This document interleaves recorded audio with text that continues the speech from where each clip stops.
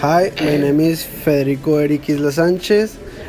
I'm in the course of Contemporary World, and today we are going to talk about the end of the World War II. World War II ended with the unconditional surrender of the Axis power. World War II ended in 1945.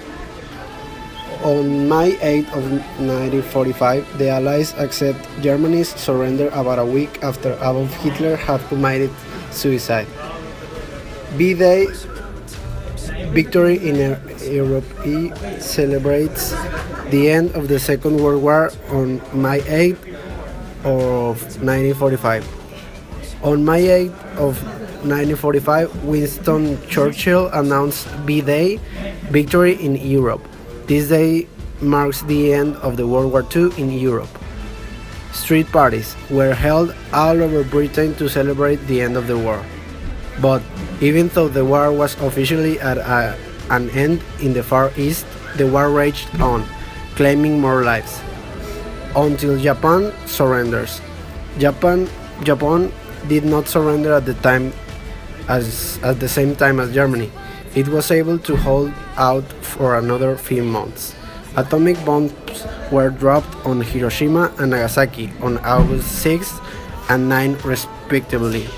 After that, the imperial government sought the emperor's personal authority to surrender, which he granted.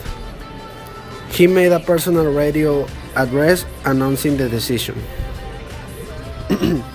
On June 6 of 1944, more than 160,000 Allied troops landed along a 50-mile stretch of heavily fortified French coastline to fight Nazi Germany on the beaches of Normandy, France, Jen. Dwight D. Eisenhower called the operation a crusade in which we will accept nothing less than full victory. More than 5,000 ships and 30,000 aircraft supported the D-Day invasion, and by day's end, the Allies gained a foothold in continental Europe.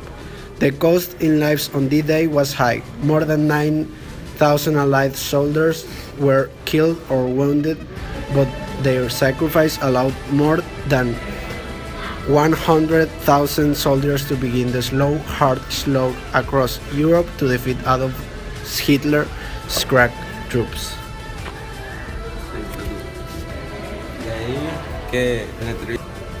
We are going to interview for Activity 10 this person. Can you tell us your name?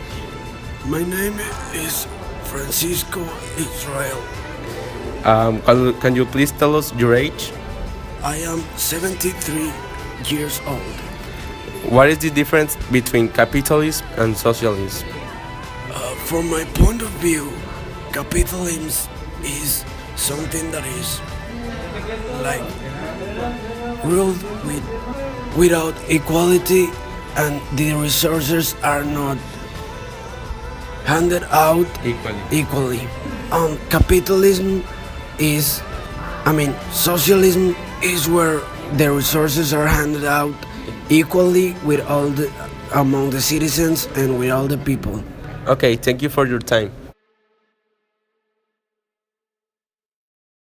Talks about topic 10 of contemporary world were that in World War II there were a lot of conflicts between the persons and the types of regime that some countries encounter, and they were in some countries the socialism and the capitalism, and the rulers, especially Adolf Hitler and Mussolini, were very exaggerated in their way to rule, and that caused a lot of lives, and I think that's a pretty bad thing because some lives were taken unnecessary.